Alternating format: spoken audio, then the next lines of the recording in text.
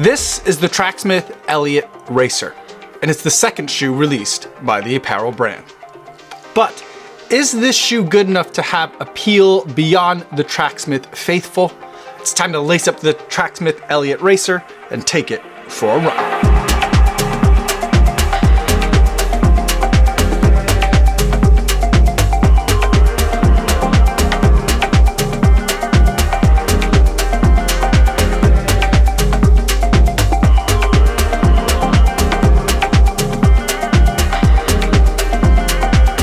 Yo, what's going on? My name is Kofuzi. I'm an elite runner who reviews running shoes here on YouTube, and today I want to talk to you guys all about the Tracksmith Eliot Racer. But before I give my thoughts on this shoe, I do want to go over some disclosures. There's a pair of shoes that was provided to me for the purpose of review, so I did not have to pay for these shoes. However, nobody's paying me to make this video or to include their brand in this video, and no one's going to get a chance to preview any of my footage or my thoughts before you guys get a chance to see this video on YouTube. So with that disclosure out of the way, let's talk about the Tracksmith Eliot Racer, and let's start with the specs. This is a 38mm stack height shoe in the heel with a 7.5mm drop, giving us 30.5 millimeters in the forefoot. And there are three parts to the midsole to this shoe. There is a lower P-Bax layer, and there is an upper ATPU layer, and in between those two layers is a carbon fiber plate, a full-length carbon fiber plate. Now, a unique design feature of this shoe is that the top ATPU layer comes in the form of a drop-in midsole. Now, most running shoes have a very thin insole, and then you're standing on top of a stroller board,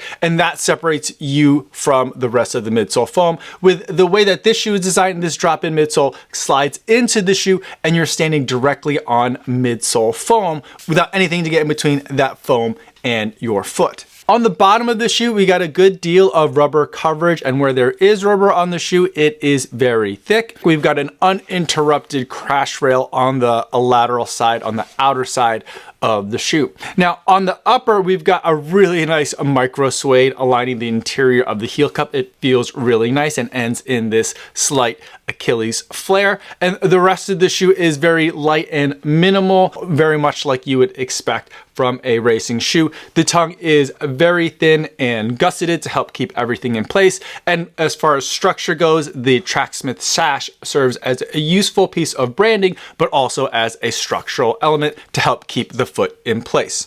As far as sizing goes, I went with my usual running shoe size, and that worked really well for me here. And the fit of this race shoe is snug, but not all that much more snug than I experienced in the Tracksmith Eliot Runner, if any of you guys are familiar with that shoe. Altogether, this shoe comes in at a reasonable weight for a race shoe, 7.7 ounces or 218 grams.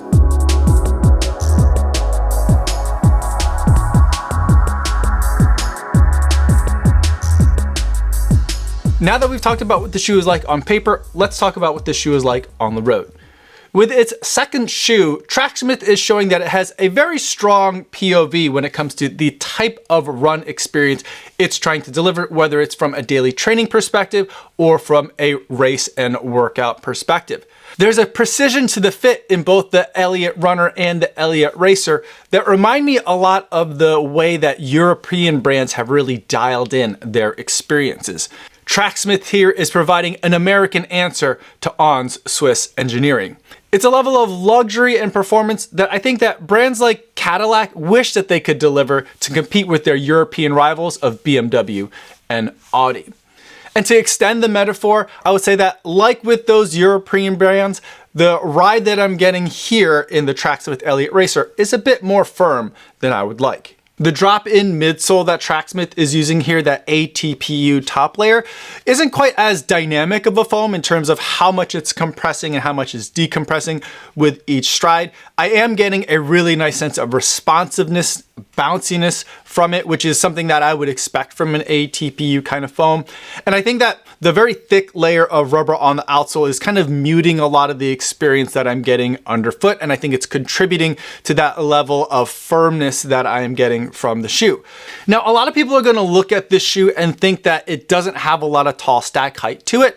And if you are familiar with Tracksmith's first foray into shoes, the collab shoe that they did with Puma using the Deviate Elite version 1, I think that you could be forgiven for thinking that this is going to be a firm and flat shoe. But there is quite a bit of stack height to it. It's just Tracksmith's approach to design is that they don't want to kind of oversell what they've got in here, and in fact they want to be a little bit more of a sleeper shoe, and using this drop-in midsole construction kind of helps with that, because you're able to have this much more stack height above what is visible, but it's kind of tucked in inside the shoe where you won't really be able to see it. So there is a great amount of stack height here. It's 38 millimeters in the heel. That's plenty of stack height. That's near the legal limit for racing shoes.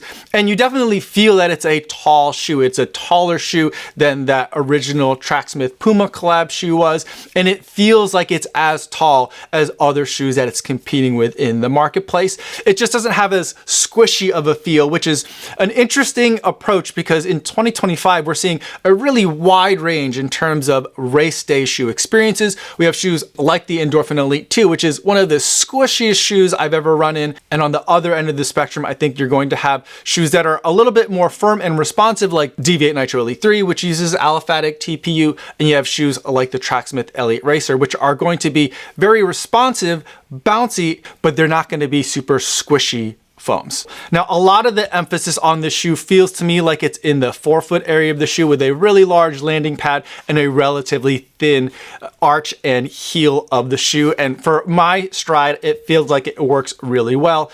And I feel like the shoe works for me best when I'm working in that kind of marathon effort to threshold effort type of range. At those paces, the shoe feels like it really cruises very well, but it doesn't overwhelm the experience. It doesn't feel like the shoe is running me. It feels like I'm the one in control and I'm the one running the shoe.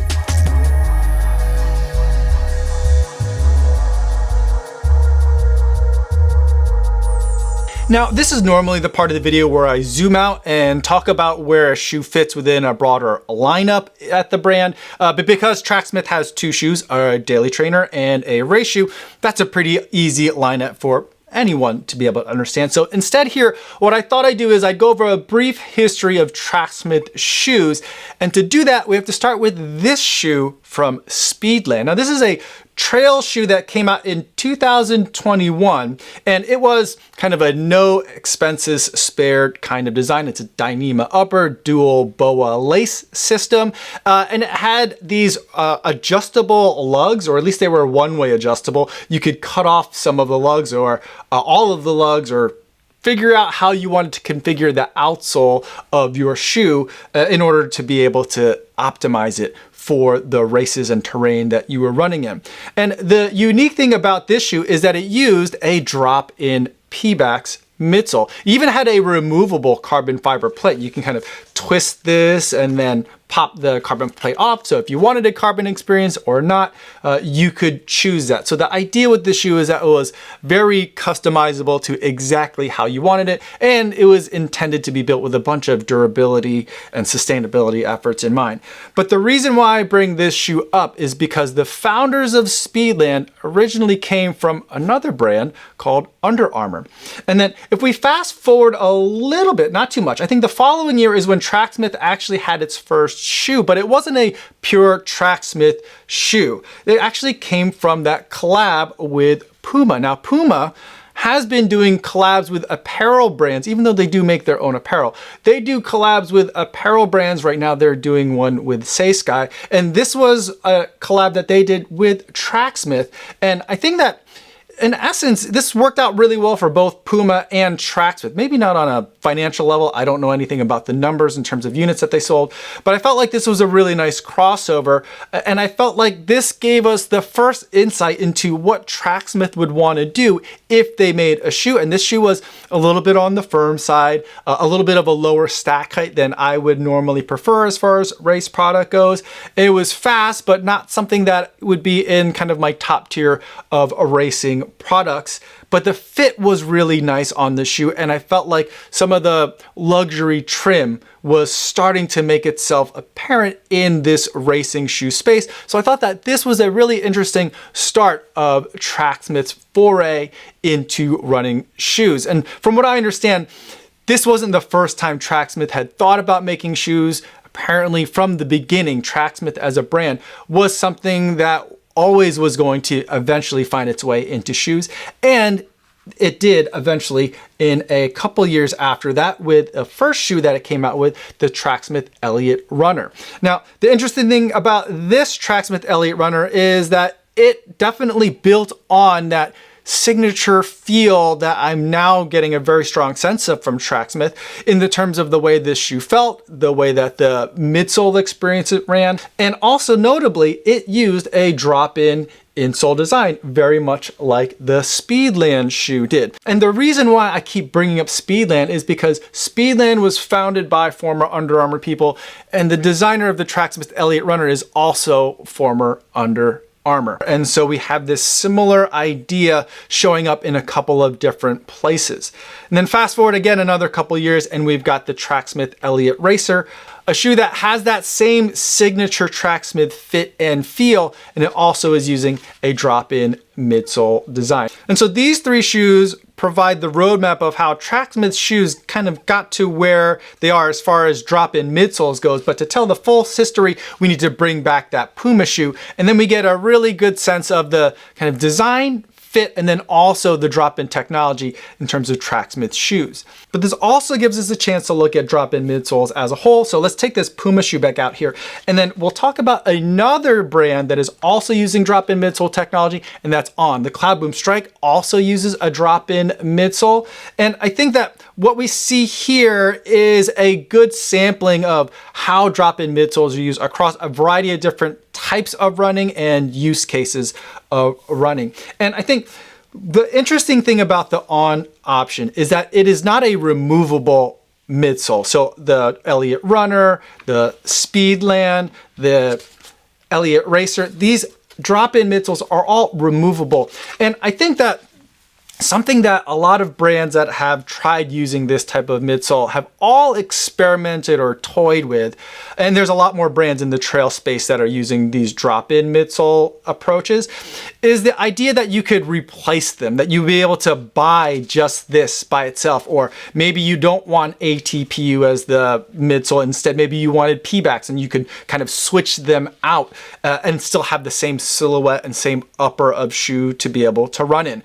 And I think almost universally, and I could be wrong on this on the trail side, but on the road side, every brand that has tried to do this, like you could mix and match them and tailor and tinker with your experience, or just extend the longevity of your shoe by buying more of the drop-in midsoles anytime your current midsole maybe starts to get near end of life. All of them have kind of backed away from that.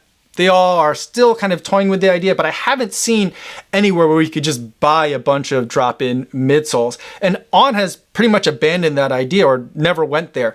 The drop-in midsole in this shoe is not removable. Mine is glued in. And so if you take the kind of replaceability of the drop-in midsole out of the equation, then what's the point of all these drop-in midsoles? And that's something that I asked to Tracksmith when I had a chance to talk to their product people. And the response that I got was that it was about putting your foot as close to the good stuff as possible. So instead of hiding behind an insole or using an insole to mask what's going on in between your foot and the stroller board and then the midsole foam like you might get in a normal construction of a shoe, you're standing directly on top of the premier race caliber foam, and so you're having a more direct experience. There's also some argument that there's less glue required or less elements of construction required, so you can stuff more good midsole foam in there instead of having to use up some of your 40 millimeters of tack height for insole height. And so those are all very little things that I think maybe on the margins can make a difference. And we are talking about race product where margins are the difference. But for me, I feel like I don't know that drop-in midsoles are categorically better than the way that other race shoes are created, but I don't think that they are a complete gimmick, and I don't think that they are worse than what's currently out there as well. So hopefully that helps you kind of understand where Tracksmith shoes have come from, where they might be going, and where drop-in midsoles fit within the broader world of running shoes.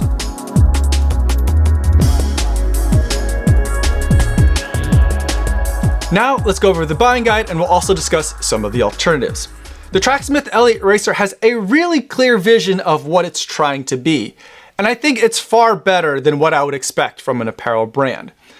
I do think that there will be some people who will be changing their current racing shoes and choosing the Tracksmith Eliot Racer instead. But for most runners, I think the Tracksmith Eliot Racer is going to be a training companion to go along with their other favorite race shoes. This shoe comes in at $280, and I suppose one way to look at it is to say that this is a Tracksmith product, so you're paying a Tracksmith price. But let's take a look at what else is out there on the market to see where that price point really stacks up. Now, the first shoe that I want to take a look at is the other shoe that is in the race category that also uses a drop-in midsole, and that's the shoe from On. This is the Cloudboom Strike. And so I feel like these shoes are natural options to compare against each other because they have that similar construction and they're both intended to be used in a race day settings. They also have really tailored fits. On is known for the fit of their uppers, and Tracksmith now is becoming known for the signature fit of their uppers as well. I do think that the geometries of these two shoes are a little bit different. I think that the Cloudboom Strike is more of a mid-foot striker type of shoe, and the Tracksmith Eliot Racer may prefer more of a foot strike, but there's a lot of similarities into the overall kind of experience of owning each of these two shoes, and the On Cloudboom Strike comes in at the exact same price of $280. And then the next shoe that I want to compare to is a shoe that I think in terms of geometry and race day experience are closer, even though their constructions are a little bit different. And that shoe comes from Salmon. This is the S Lab Phantasm 2. This shoe's been out for a little while now, but I think it's the most current race day option for the roads that Salomon offers. And I think the geometries of these two shoes are almost identical. They have very similar stack heights, very similar drops, and very similar weights. The fit of these shoes also is very reminiscent of one of the other. And I think the overall race experiences that each of these two shoes delivers is pretty similar, even though the Salomon shoe is using only PBA and the Tracksmith shoe is using a ATPU top layer and then a Pebax bottom layer. The Salomon shoe does come in at a discount though, a substantial one of $250. So those are my thoughts on the Tracksmith Eliot Racer. Let me know in the comments down below if you have any questions about this shoe or any of the shoes that I talked about today, or better yet, stop by the live stream that I do Monday and Thursdays over on the Kofuzi Run Club channel. I'd love to talk to you guys over there in the chat.